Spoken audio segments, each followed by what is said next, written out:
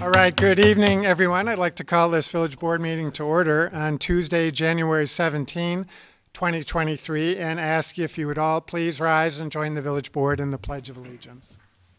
I pledge allegiance to the flag of the United States of America and to the republic for which it stands, one nation, under God, indivisible, with liberty and justice for all. Would the clerk please call the roll? Trustee LaBedz? Here. Trustee Scaletta? Here. Trustee Bertucci? Here. Trustee Grasse? Here. Trustee Tinaglia? Here. Trustee Canty? Here. Trustee Baldino? Trustee Schwingbeck? President Hayes? Here. First item on the agenda is the approval of minutes, and we have two sets to approve tonight. The first is from the committee of the whole meeting of December 12, 2022. Are there any changes or passes? Move approval. Second. Motion to approve by Trustee Scaletta, seconded by Trustee Canty. Any questions or comments from the board or from the audience? Seeing none, all those in favor say aye. Aye. Any opposed? Next, the minutes from the village board meeting of January 3rd, 2023. Any changes or passes? Move approval. Second. Motion to approve by Trustee LaBedz, seconded by Trustee Grasse. Any questions or comments from the board or from the audience? Seeing none, all those in favor say aye. Aye. Any opposed? Next, we move on to the approval of the accounts payable, and I would call on Trustee Bertucci.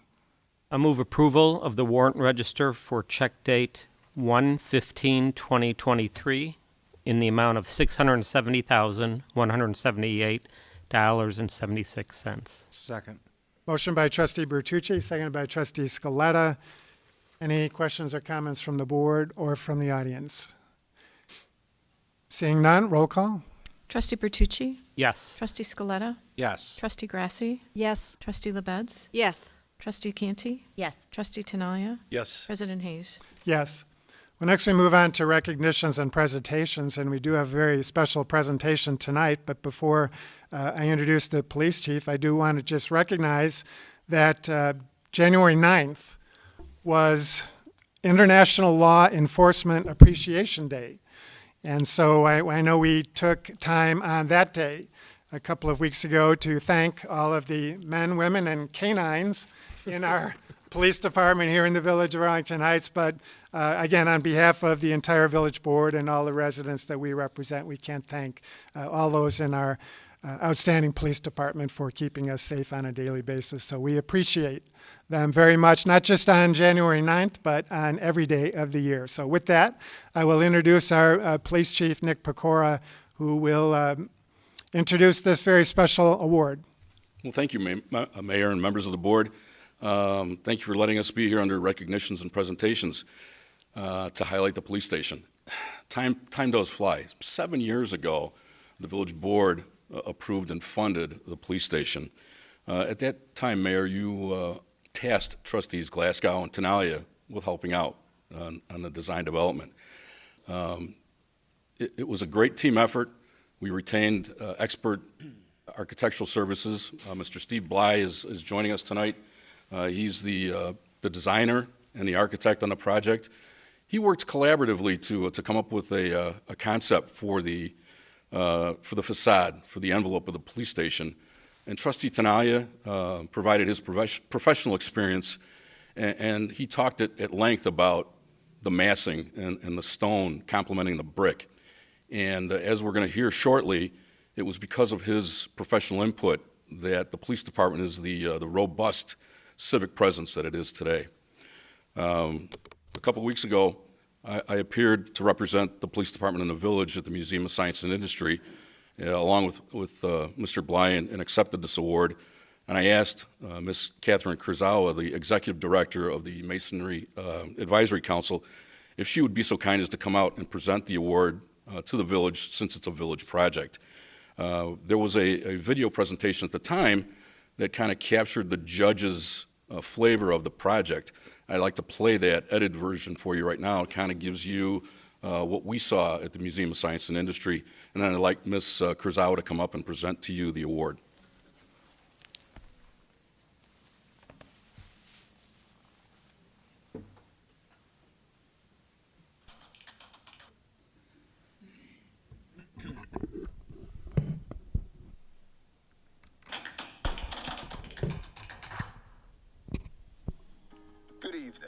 welcome to the Museum of Science and Industry, Chicago. The Masonry Advisory Council presents to you the 2022 Excellence in Masonry Architectural Awards. This year's awards will recognize the achievements of outstanding architectural design and creativity, as well as the execution of excellence in masonry work. Each submission was judged on composition, detail, and the creative use of masonry products. The judging was hosted in Denver, Colorado in October, where all submissions were presented to a well-respected and experienced panel of professional architects. The architectural judging panel this year included Mark Rogers, University Architect at the University of Denver, Paul Doak, Principal at Martin & Martin Consulting Engineers, Dan Craig, Architect at Shears Adkins Rockmore, and Diane Travis, Architectural Consultant with the Rocky Mountain Masonry Institute. Let's move to our governmental category. This year's winner is the Arlington Heights Police Station in Arlington Heights, Illinois. The architectural firm on the project was Leggett Architects. The mason contractor was Iwanski Masonry. The supplier was Brickworks Supply Center. With the Arlington Heights Police Station, the masonry and the use of different materials at the base, in the middle and the top, was used so expressively, and yet it's very tastefully within this community. And so for police department, it was a very inviting space for a larger community, and it exudes this idea that this is a facility that's there to make you feel safe. Well, I think it is somewhat unusual in our experience, at least here in Denver, Colorado, to see that robust use of masonry and again, the way that different materials, whether it's limestone or sandstone or brick masonry, blended together in such a thoughtful way. And I guess a detail that sticks out or stands out was this large arched window that faces the street. And it does, even from a photograph, and I can imagine that community, make you feel as though that the police department there cares quite a lot about them and wants to keep them safe. And that's a great message for masonry and for a police station to share. Congratulations, Arlington Heights Police Station. Let's move. I think the one judge captured it well, that the police department cares about the community. And I'd like to introduce Ms. Kurzawa to present the award.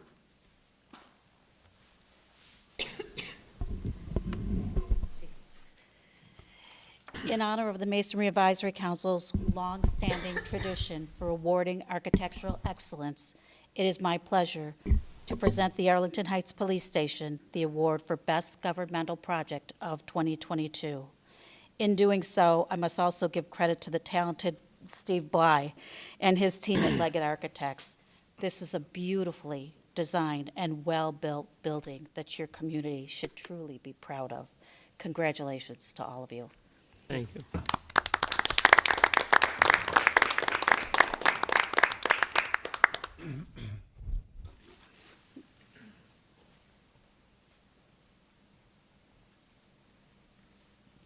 Do you want to unveil that? No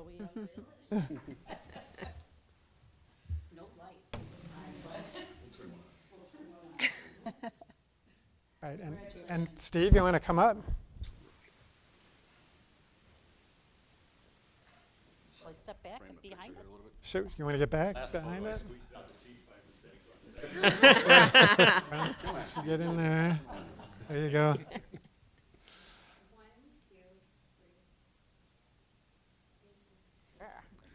Right. Well, Catherine, thank you on behalf of the entire village board and all the residents that we represent and the whole team of individuals who were involved in this in one way or another. The board did have some input, and so we very much appreciate the small part that we played in this as well. Steve, great job by Leggett and Associates and the whole team, everyone who was involved in one way or another. We're very proud of the facility, but we're most proud of the people who work there on a daily basis. And so you can't really do your job unless you have a good home. And so we very much appreciate all the efforts of all those who designed and built and executed an outstanding building that's going to serve this community for decades to come. So thank you for being here tonight. It's a reflection of your community. I appreciate it. Thank you very much. Thanks, Steve.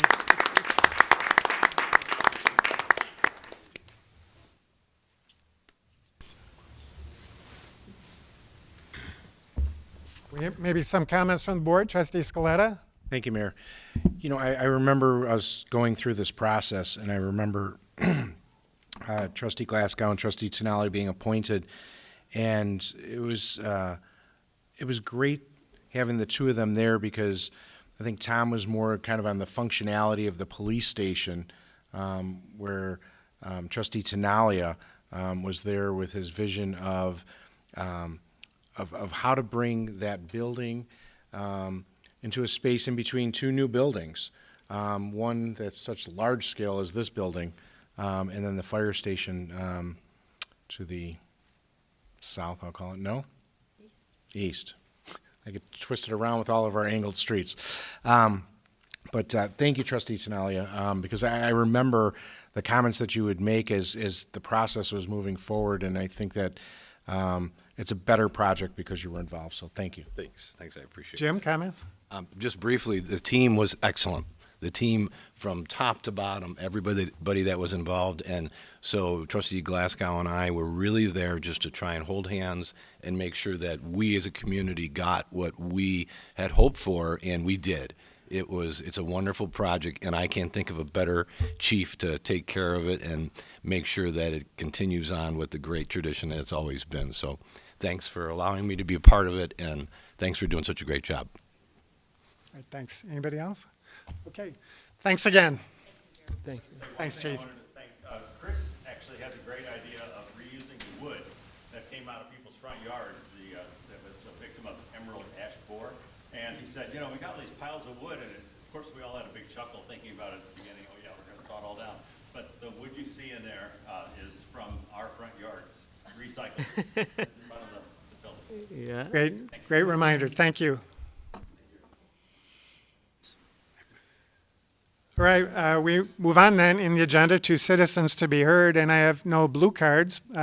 Is there anyone in the audience who wishes to address the board on items not on the agenda? Melissa? Melissa Kerr speaking. Does the village turn off public Wi-Fi in the village buildings when the buildings are closed? I don't know the answer to that. You know, that's a good question. I'll be honest with you, I'm not sure. A lot of times, though, when the building is closed, there are still some people working, and there are some devices, underway. Do you know the answer to that question, Chris? Well, I can tell you maybe because when the building is closed on the weekends or at night when I'm here, the guest Wi-Fi is working because I use it. Okay, it should be turned off to save energy. Thanks. Okay. Anything else from the audience on items not on the agenda? All right, seeing none, we'll move on then to old business, and there is none. So we'll move on to the consent agenda. Any members of the board wish to remove an item on the consent agenda? Any members of the audience wish to remove an item on the consent agenda? Any members of the board wish to vote no or pass on any item on the consent agenda? If not, I entertain a motion to approve. I move approval of the consent agenda. Second. Motion by Trustee LaBedz, seconded by Trustee Canty. Roll call. Trustee LaBedz? Yes. Trustee Canty? Yes. Trustee Scaletta? Yes. Trustee Grasse? Yes. Trustee Tinaglia? Yes. Trustee Bertucci? Yes. President Hayes? Yes.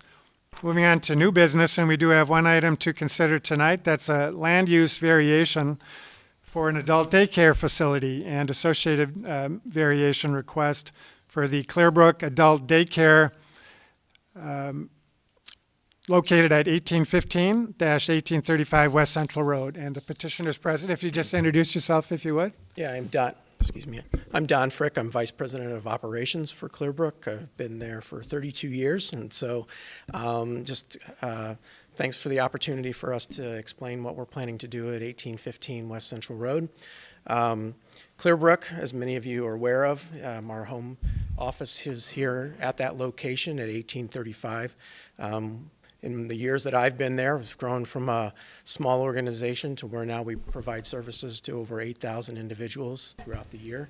We have over 70 locations in 16 counties and 160 some communities. So, our reach is very far. We provide in-home services all the way from Galena and across all of northern Illinois. Our proposed plan is to create a space for a supported employment program within 1815.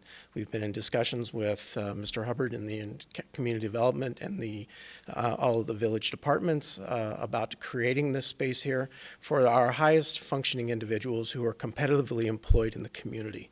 Many of them have jobs in the community. They work at Jewel, McDonald's, have other positions, and while their schedules aren't complete, they would come to our location intermittently throughout the day or on certain days of the week to come and learn additional job skills, to work on career development, work on resumes so that they can continue to become more and more independent is our goal. And so there's been a lot of changes in the government programs as far as what we've typically seen in nonprofits in the past of having a supported employment or a employment job location where individuals come into a workshop to do piece rate, and those types of opportunities are going by the wayside, and there's pros and cons to that. Individuals need to have that independence and make a living wage, but that does limit our opportunities to provide, piece work or opportunities from them. So that's the reason for the development and the further development of the supported employment program. The individuals here, as I mentioned, are high function. Very few of them need any supports whatsoever.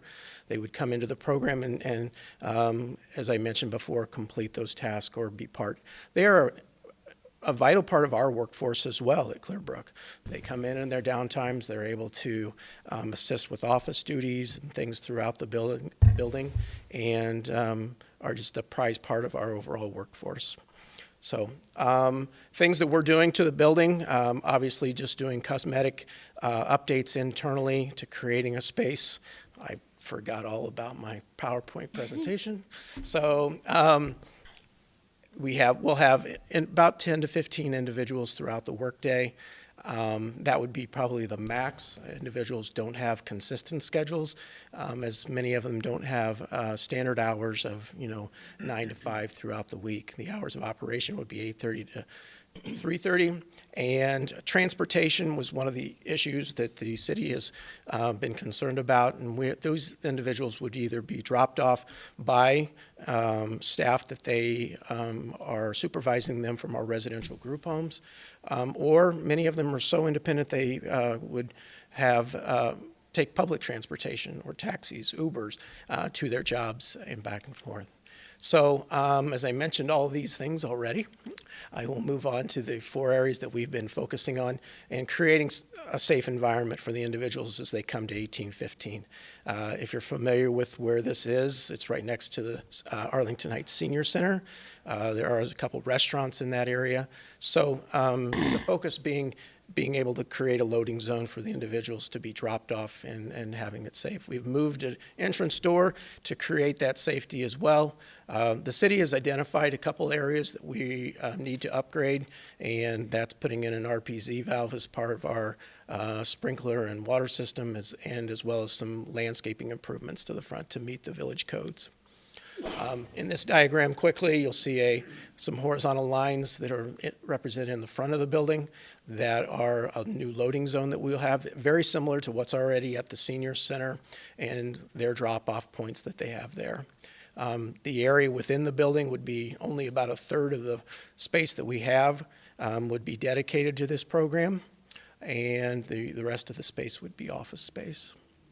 This is a front picture of it. We've added a door, which now that red square is not in the right place, should be up a little bit to the right of the stop sign, and that's the new entrance that is away from the main driveway that will encourage people to be further away from the senior center in order to create that safety area.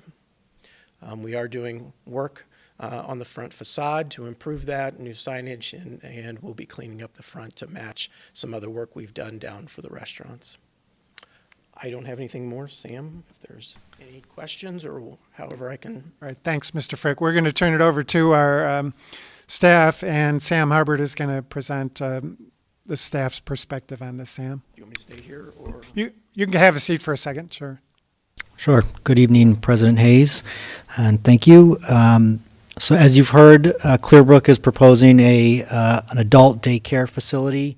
The property is on Central Road. It's on the western edge of the village, just west of New Wilkie Road. And it is located in a B2 district. That's one of our general business zoning districts.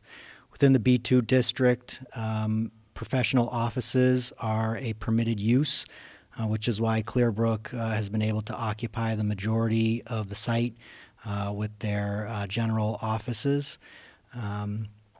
They are currently undergoing a substantial interior remodel to their office areas, and as part of that remodel, they want to incorporate this adult daycare facility. Per the zoning code, it's classified as a daycare facility, which is not a permitted or special use within the B2 district, and therefore land use variation is required. As part of their request, they are also asking for a variation to waive the traffic and parking study requirement. Both staff and the Plan Commission is supportive of this request.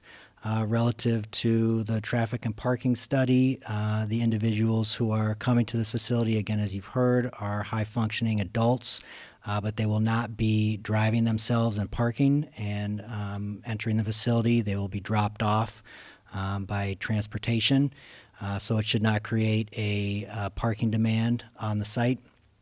Additionally, the small size of the adult daycare at about 2,500 square feet, the peak employees of about 3, and the low volume of individuals in the facility at between 10 to 15. We do not expect a high traffic demand to be generated by this use, and we anticipate that the surrounding street network should easily be able to accommodate for those additional trips.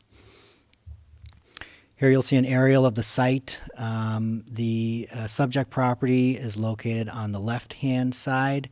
That's the Clearbrook site. On the right hand, which is the east side, is the Arlington Heights Senior Center. That's a separate property under separate ownership. The Clearbrook spaces are bounded by that red line. The adult daycare location within that is shaded in yellow, and the approximate location of the drop-off and pickup zone is in blue, with that black arrow showing the entrance and exit into the adult daycare facility. So as you heard, Clearbrook has worked with staff to provide a suitable location for that drop-off and pickup zone. Originally, it had been proposed a little bit to the east and closer to that main north-south entrance aisle into the site to minimize the potential for vehicular conflicts.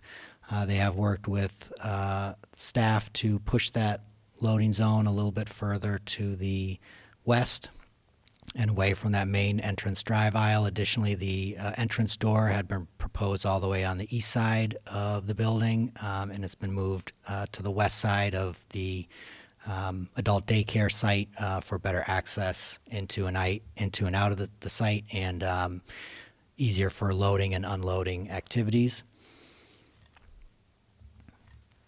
Here's essentially the same picture, just in a plan format. One thing I would point out is during our review of the site, we inspected the on-site landscaping. There are the code-required landscape islands at the end of each parking row, but some of the islands do not meet the minimum required size and are existing nonconformities. Rather than to ask Clearbrook to tear those up and put in code-compliant islands, staff is working with them to install shade trees in the islands that are viable to support those shade trees. Historically, there have been shade trees in these islands, some of them. They've been removed or have died over the years. And so now there are no shade trees in the islands to bring the site up to a state of better code compliance.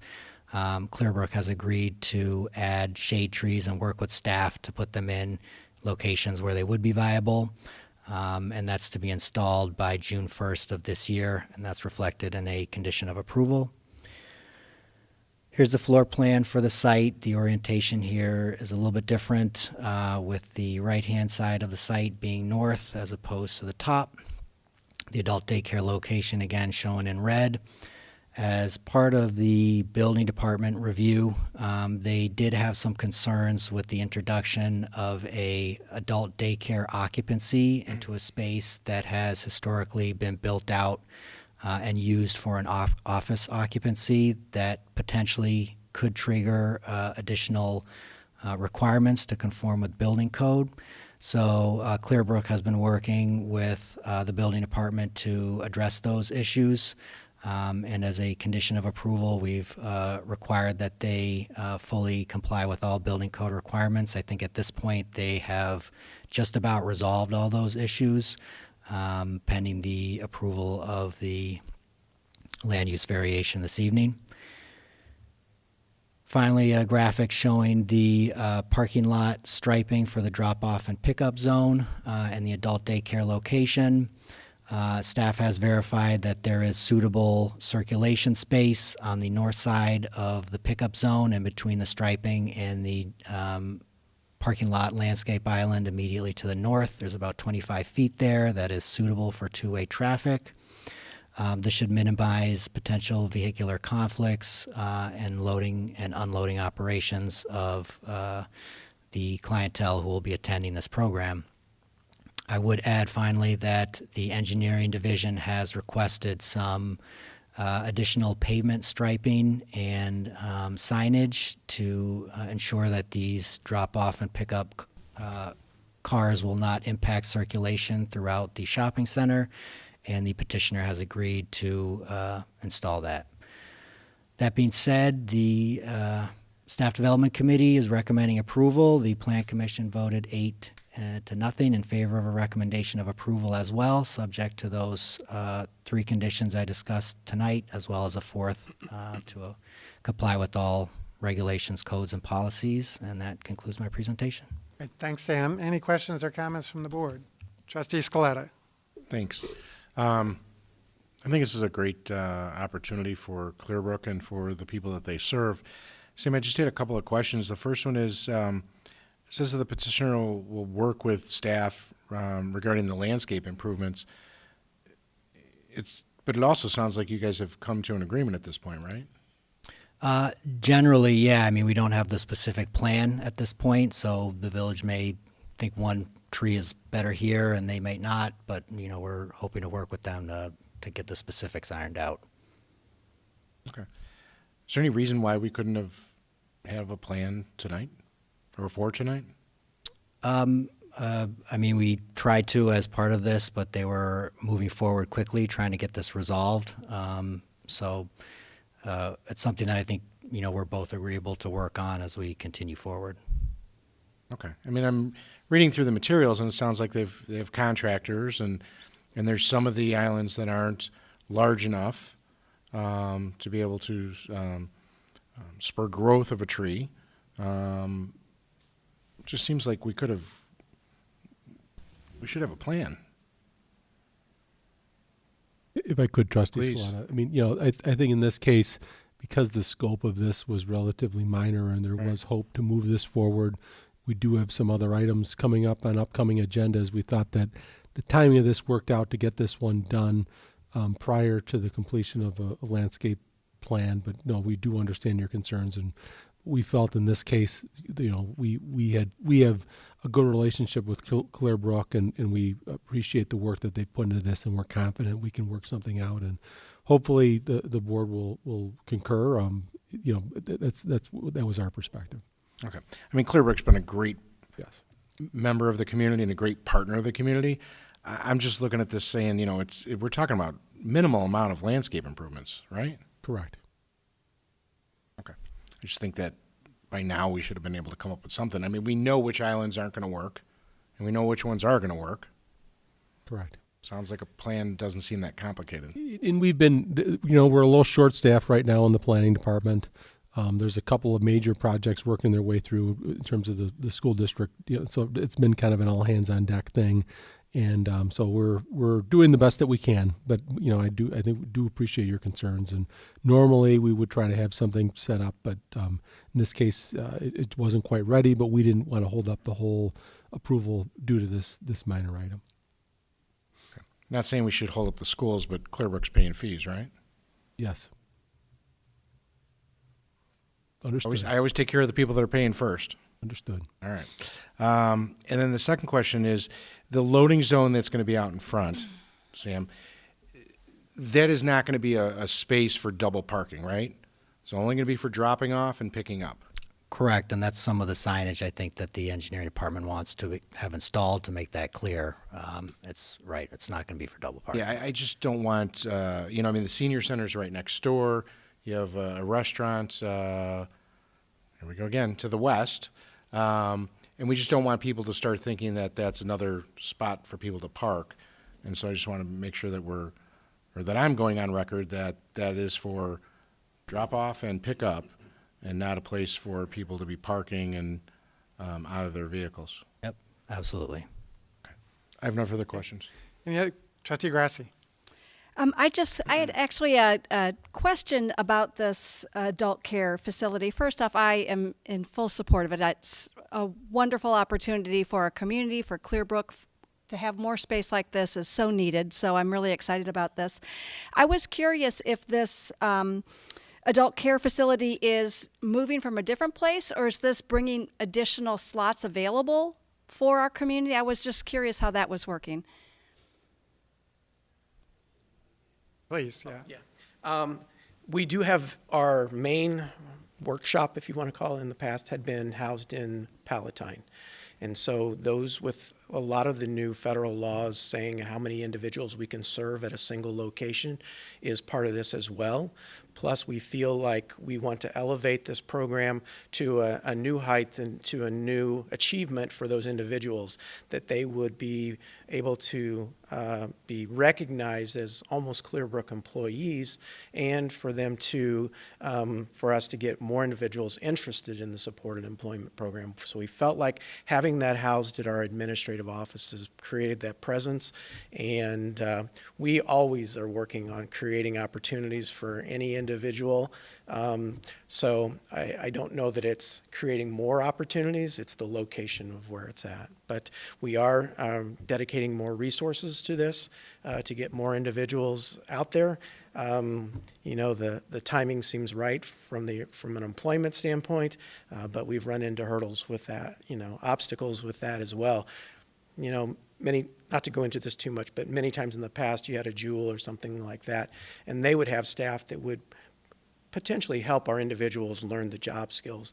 And because they're so short-staffed themselves, even at restaurants, that they've been somewhat reluctant at times to, extend that opportunity to individuals because their employees can't spend the additional few moments that it's needed to get individuals up and trained. So we are providing more supports in the job environment, one-on-ones, to create that as well. So sorry for the long-winded answer. Thank you. And I really appreciate just the way we can integrate all of us within the same community. It makes perfect sense to me, so thank you. Thank you. Any other questions? Trustee Tinaglia. Just really quick, thanks. Thanks for coming and going through these hurdles to get definitely. this done. I think what you guys stand for is at the top of the levels of all tiers of how people and humanity need to work together. And Sam and Randy and the rest of the crew trying to get you guys situated in there as quickly as possible, I think that's commendable as well. And I'm not disagreeing with anything that Trustee Scaletta mentioned, but I know sometimes you just gotta jump over a little hurdle here and there, and I know you guys will get it worked out. So Thanks for doing it. Thanks for being here, and I wish you the best of luck coming up here. I want to thank Sam for all his hard work, too, in getting us through and guiding us through the process. So we appreciate the support that we receive from the community and the board. Yep. Thank you. Trustee LaBedz. Thank you very much. I just have a quick question, but first, thank you for all that you do for the individuals in our community. I know some personally, and certainly at the Jewel, I meet with and talk to some of our some of the clients. So thank you so much. My only question actually had to do with the hours. That this part's going to be open, the 8:30 to 3:30. I just didn't know if that was late enough because of the material had something about also maybe sometimes a person might be waiting for a family member to pick them up or whatever. I think the program itself would operate within those hours. It doesn't mean that we won't have administrative staff there. At the overall office, typically our hours are 8:30 to 4:30. What we're trying to do is create an environment, though, for them to have social opportunities to come in on off hours to learn those skills. And so our staff would be dedicated to those type of things in career development between 8:30 and 3:30. Typically, that's the cutoff also for our individuals to typically be picked up and brought back to their residential homes. And so that's part of that timing as well. But it doesn't mean that we wouldn't support any individuals in our regular offices if that was necessary. Okay, thank you for the explanation. It makes a lot of sense. Okay. Any further questions or comments? Anything from the audience? Seeing none, Trustee Scaletta? I would move to Mayor, concur I believe with. we do have a. Oh, sorry. Wait, Sorry. go ahead and let's take the motion and then she can come up. I would move to concur with the Plan Commission recommendation. Second. Motion by Trustee Scaletta, seconded by Trustee Tinaglia. Why don't you come forward?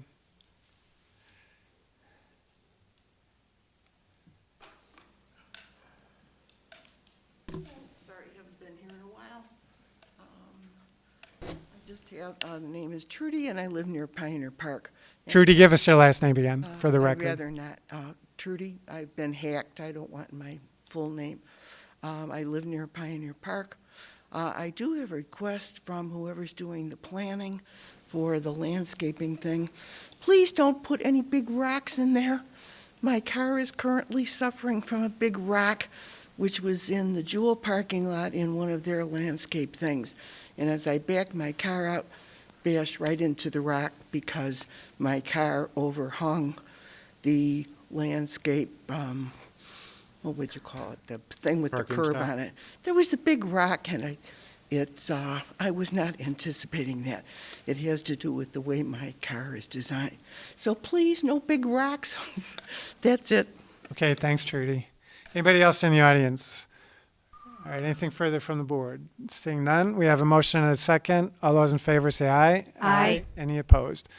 Congratulations, Mr. Frick, and again, thank you for all the great work that Clearbrook does. For everybody's support. Appreciate it. All right, there is no other new business, and so we'll move on to the report of the village manager. We do have one resolution to consider, which is an agreement for a national citizen survey. Mr. Recklouse? Thank you, Mayor.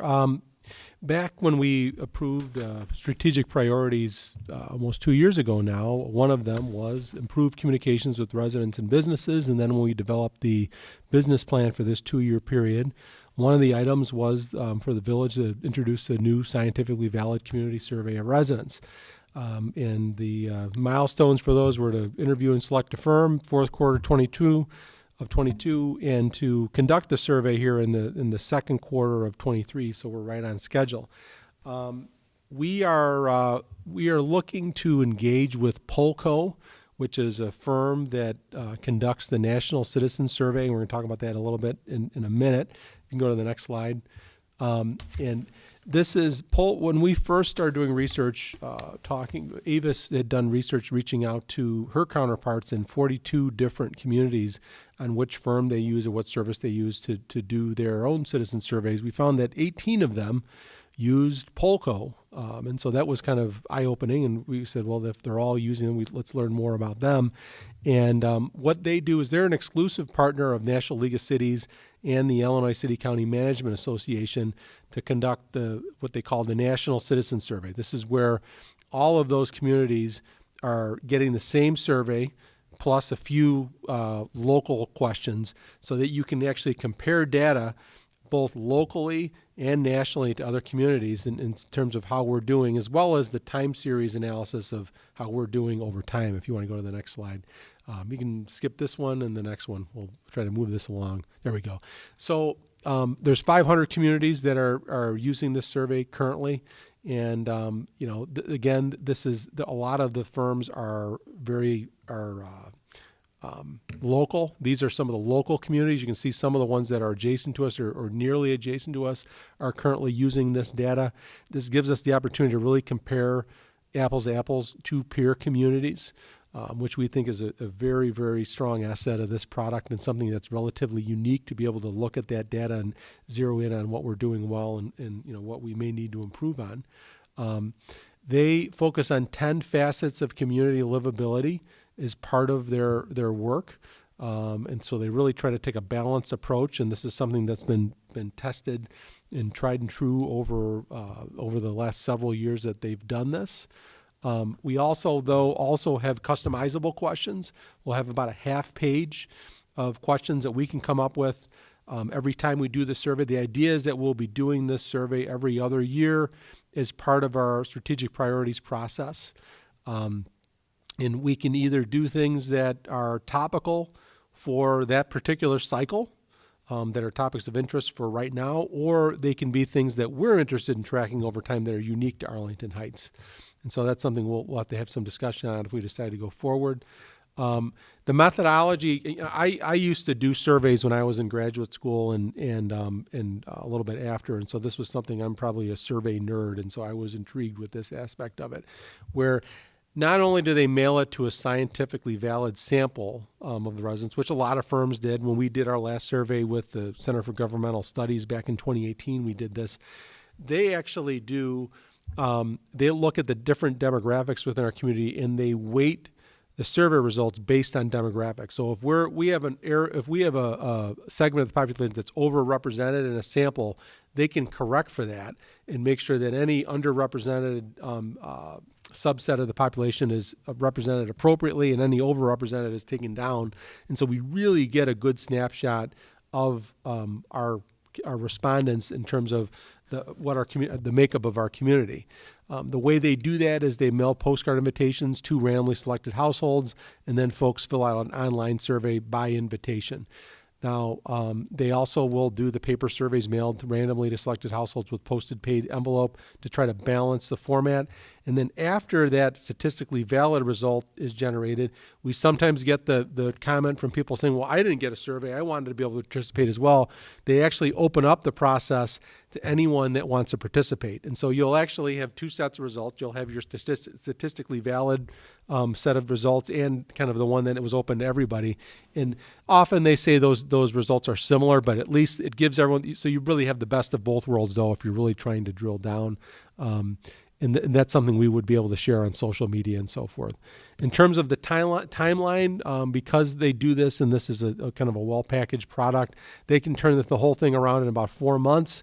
So if we approve this contract, we will be able to have results. We're thinking sometime in May, which would be in time for the newly seated board's discussion of strategic priorities, along with the department reports that we typically present.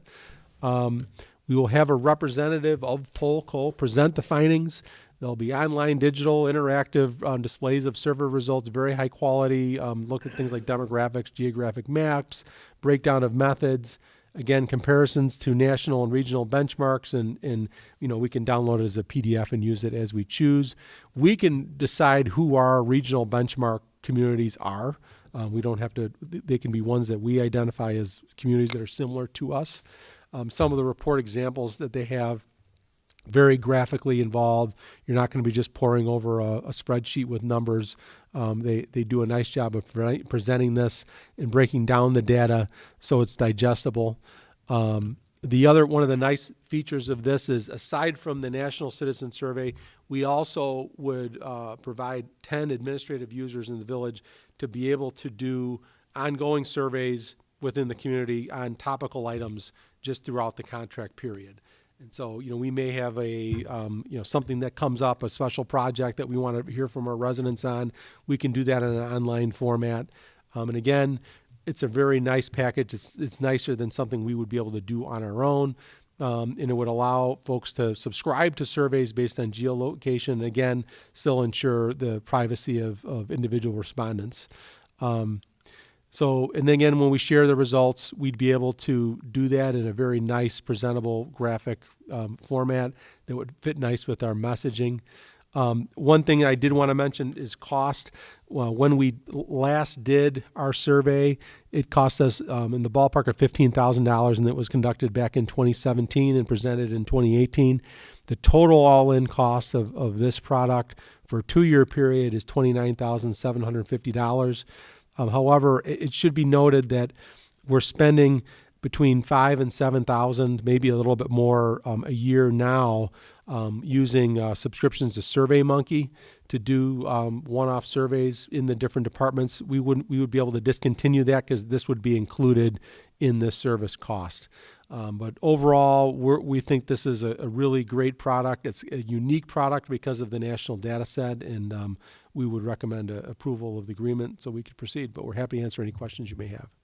Randy, just to clarify some of these numbers for me again, we're changing the draft resolution to 29,750. Yes.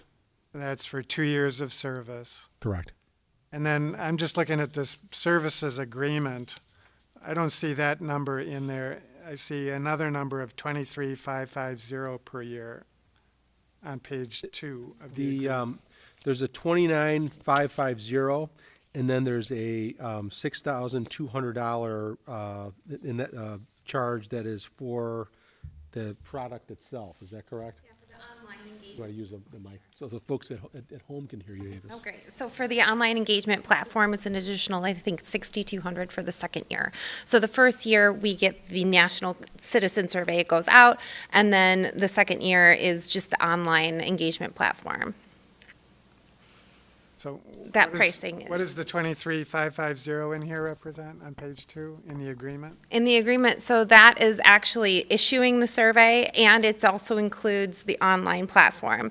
So the issuance of the actual survey, and then it also includes a half page of customizable questions. It also includes a Spanish translation as well. And then that's issued, and then we also get the engagement platform for the first year. So that's what that is. And then the second year is the price of just the engagement platform. Okay, I see. All right, thanks, Avis. All right, other questions from the board? Trustee Canty. Thank you for this presentation. I think it's always great when we can better engage our community. Really quick, you mentioned the SurveyMonkey that we do for each individual department, and then you said we wouldn't need to do a SurveyMonkey, but I just want to understand what we're covering in SurveyMonkey that might be lost. So we use SurveyMonkey, for example, for our customer service surveys in the building department.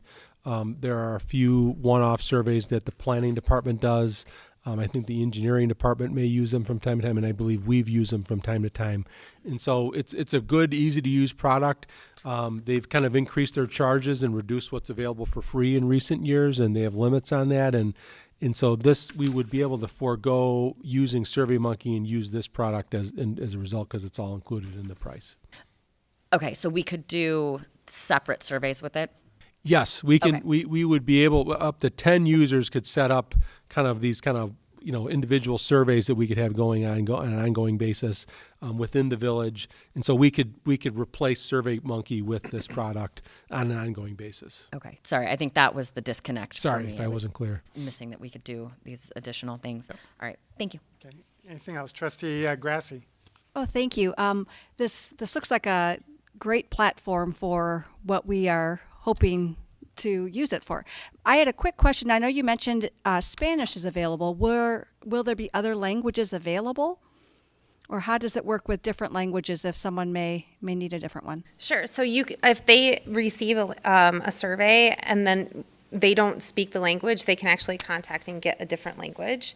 But they also have like the Spanish form that will be actually issued out as well. So that's just based off of demographics and most other spoken language. So, but that would be accessible if needed. Mm-hmm.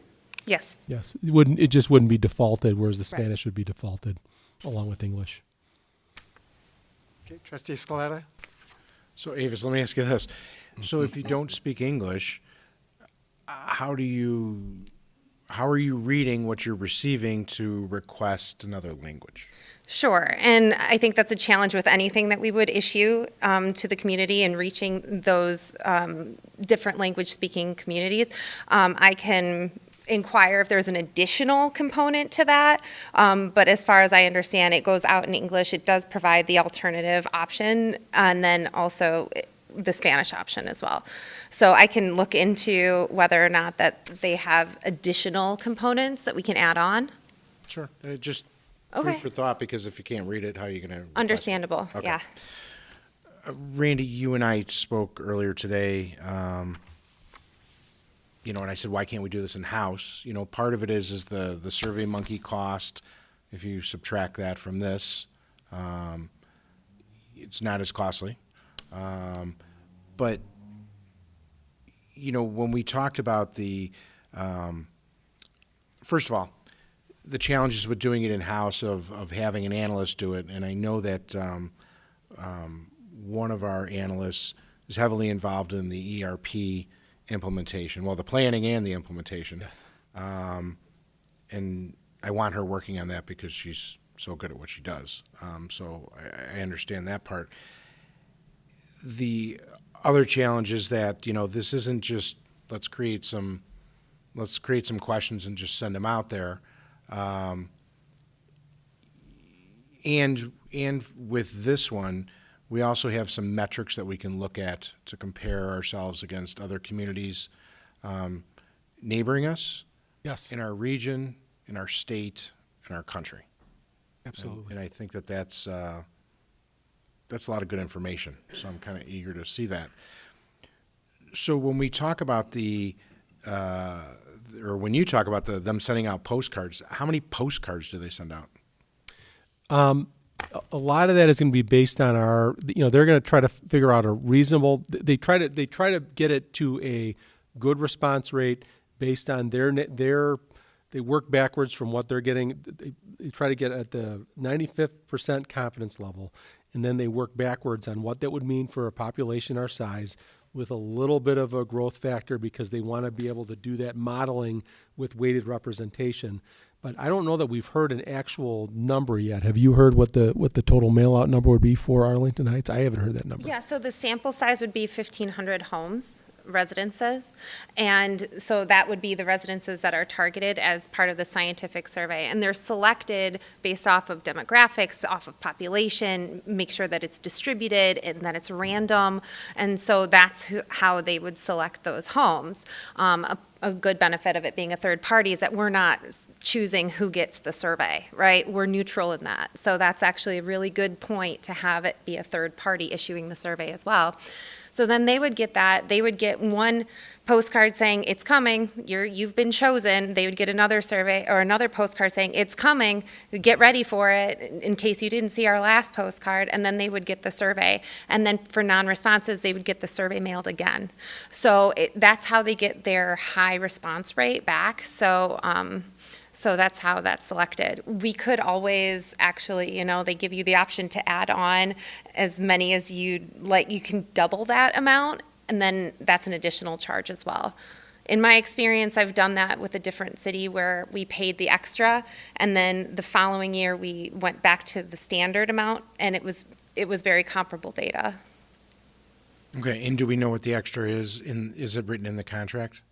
No, because we didn't go for it. So we went with the original 1,500 recipients. So we did not pursue the double of that. We didn't pursue the 3,000 recipients. We can find that out. I mean, it's a standard add-on though, Yeah. based on that. It's always good to have it in writing in case we choose to do it even the next time, right? Right. Mm-hmm. Okay. And so, most people look at this and go, well, 1,500 responses. We're looking for 1,500 responses or 1,500 mailings? Mailings. And what's the response rate? They're looking at about 500 responses. Out of, and so you 1,500. can't say 75,000 residents because this is households, right?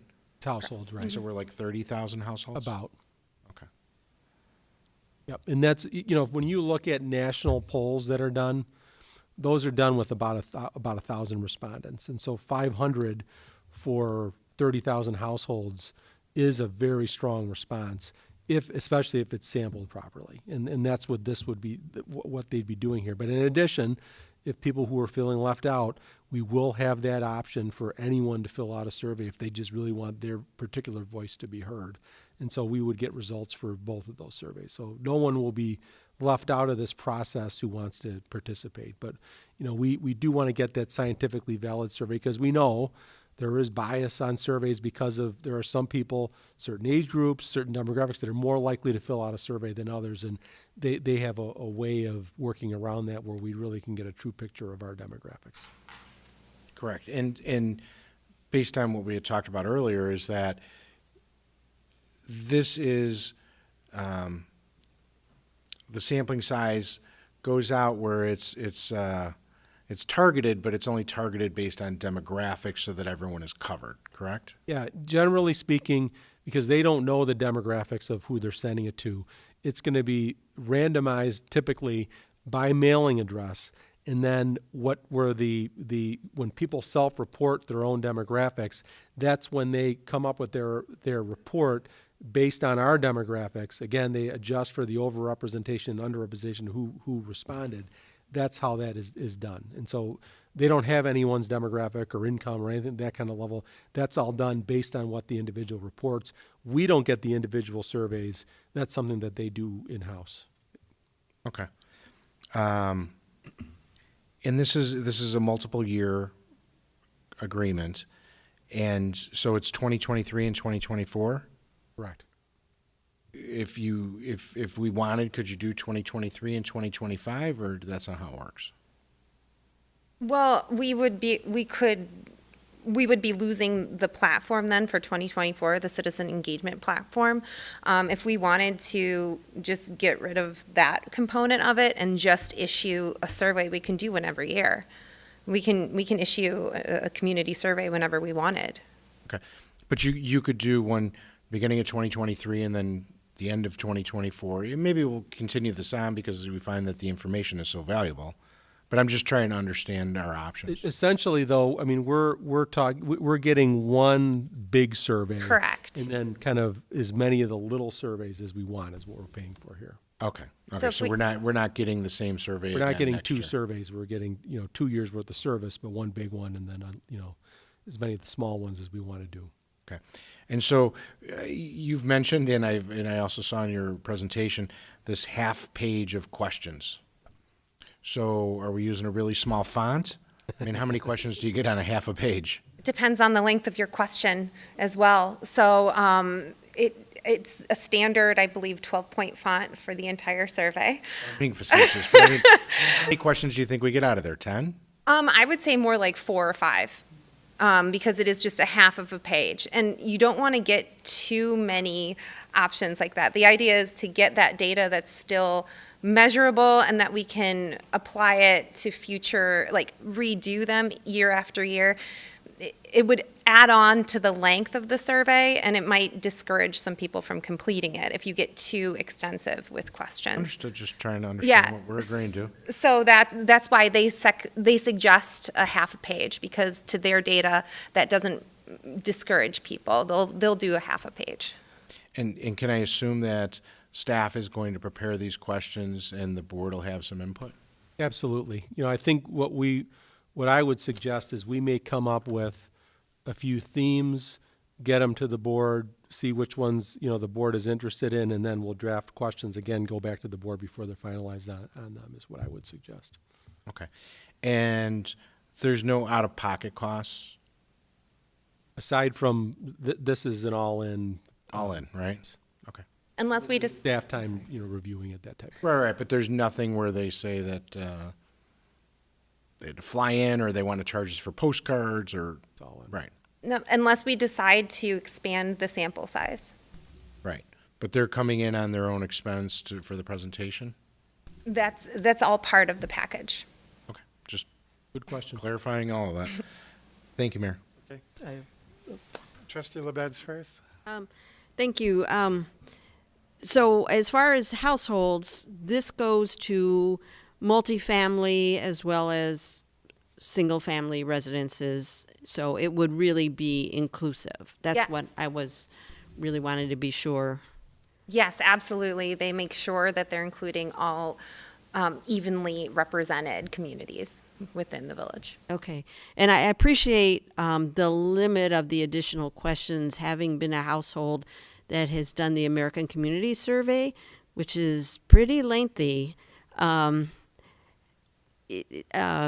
not being a person who likes to fill out surveys, I appreciate that, if we do some targeted things when it comes to this stuff that we want that's, just specific to Arlington Heights, and we wouldn't be comparing to other communities because it's not that type of questions. I think that's kind of a good thing to have a limitation.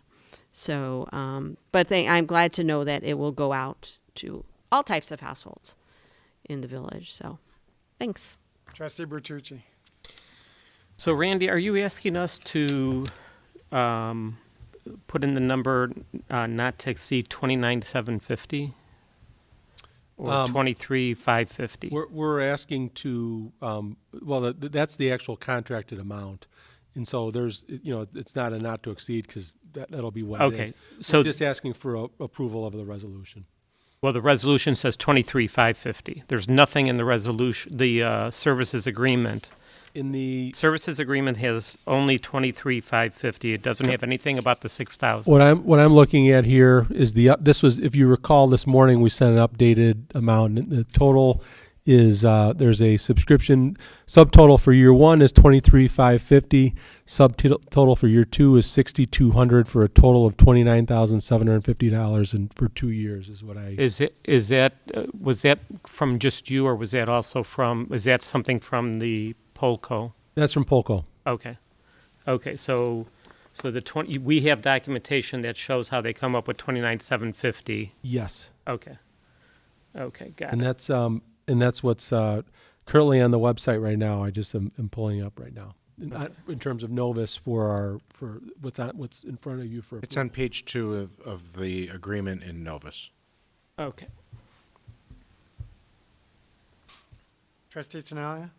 Thanks, Mayor Hayes. So I've been blessed to go through these in the past years, having sat here for a while now, and I'm really thankful that you guys are going to have this program done by an outfit that has such a wide breadth of other communities to compare things to in professionally written questions. I mean, I brought up Trustee Sedor from past boards recently, and I'm doing it again tonight because he was all over this stuff. Sometimes the questions in the past years, we really didn't get the answers we were looking for because of the way they might be written. And now I feel like we have a company here who is apparently so good at this and well thought of that so many other communities are using them. I love the idea that we can compare notes from sister communities. So my only real question is, are the fees that they're charging for this commensurate with other, is there another company at this level, or is this it? Is this like the company?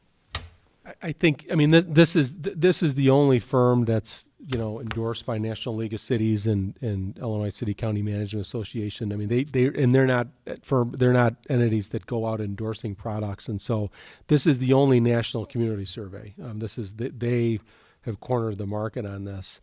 And, when you look at what we spent last time, which was back in, the survey was conducted in 2017, and that was $15,000. And you look at those add-ons that we have, and if you had a few years of inflation, it's really not that far off from what we were paying back then. No, and this is a more extensive product. Yeah, don't get me wrong. I'm not criticizing. I'm just, I was just curious. Was there a comparable other choice out there? And it sounds like not.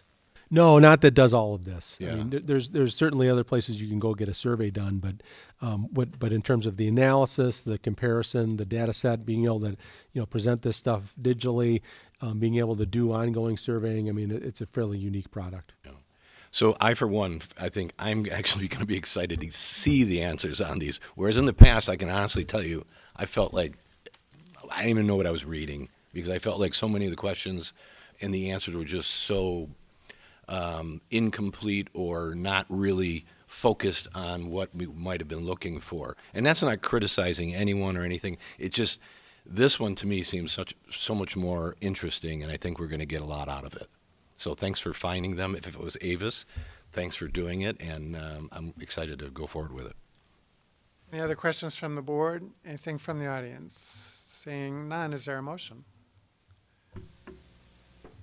Well, I'll move approval to accept the proposal as presented by staff here tonight with what was the total number, Randy? 29,000? $750 as the contract amount for the 2-year period. Second. Motion by trustee Tinaglia, second by trustee LaBedz. Any further questions or comments from the board or from the audience? Seeing none, this is to approve the resolution. We just need the one motion, right, Mr. Correct. Gassman? Okay. Becky, roll call. Trustee Tinaglia? Yes. Trustee LaBedz? Yes. Trustee Canty? Yes. Trustee Bertucci? Yes. Trustee Grasse? Yes. Trustee Scaletta? Yes. President Hayes? Yes. Well, thank you all for getting us to this point, and anxious to see what comes out of it. All right, anything further from the village manager under his report? Nothing this evening. All right, anything from the board under petitions and communications? Seeing none, I'd entertain a motion to adjourn. Move to adjourn. Second. Motion by trustee Scaletta, second by trustee Tinaglia. All those in favor say aye. Aye. Any opposed? Thank you all for joining us tonight.